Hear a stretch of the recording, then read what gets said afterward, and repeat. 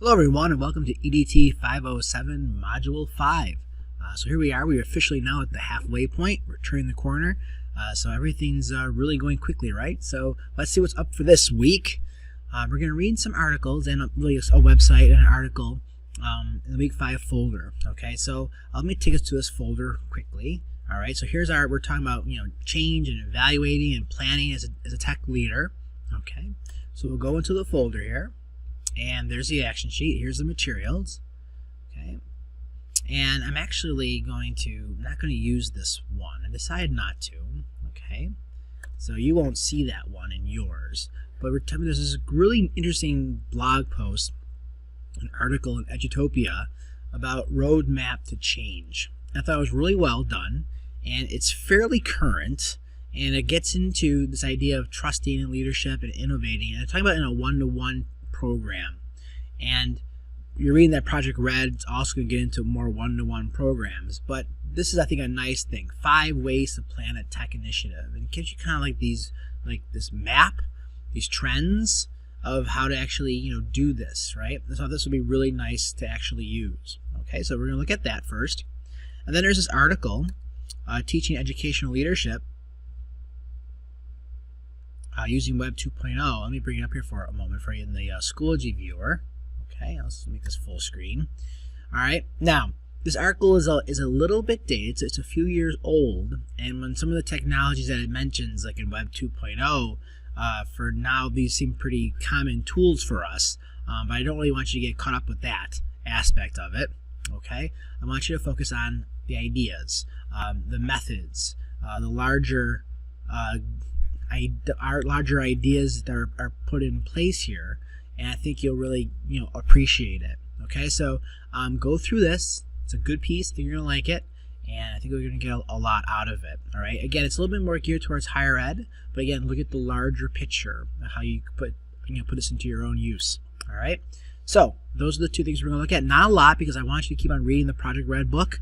So make sure you're actively engaged in that particular work, because we're in a couple more weeks we're going to look at that very, very carefully. Okay, so here's our post for the week. We also have another guest facilitator, Mr. Robert Ranieri. He is our microcomputer technical support specialist at Clarence. I work with Bob a lot.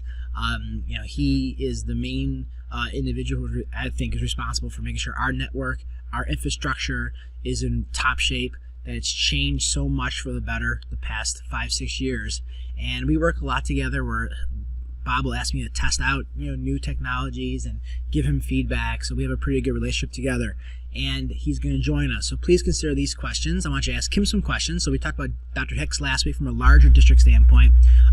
Now Bob is much more on the ground of looking at the technical details of how to implement technology, especially from a network standpoint, so you can ask some great questions there.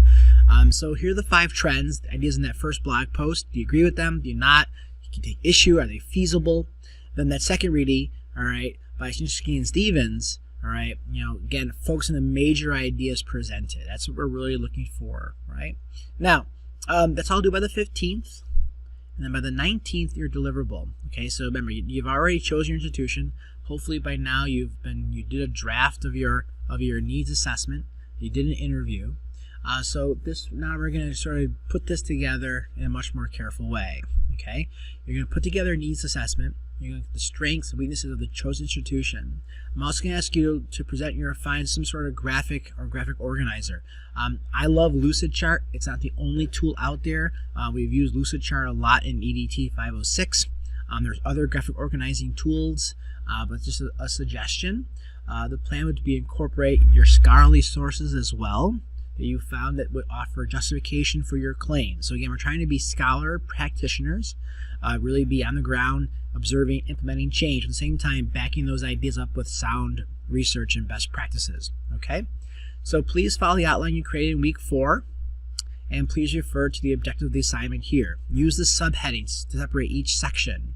Incorporate your scholarly articles. This is going to be put in your final assignment for this particular course. So this is one part that can be completed earlier, so you can have more time to work on the other aspects later. Okay, so let me bring up this particular link here while it loads up.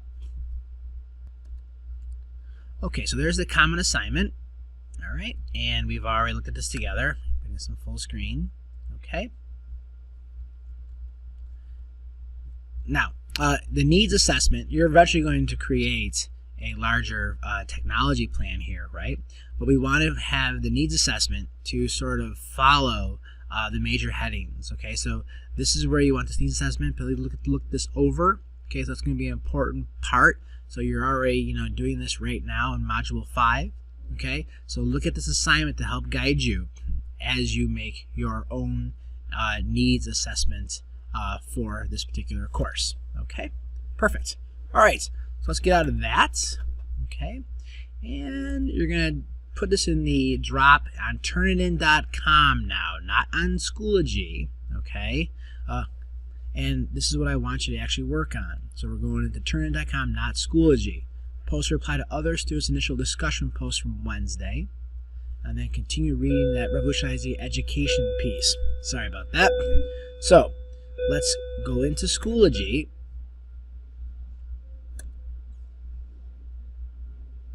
And let's look at this a little bit.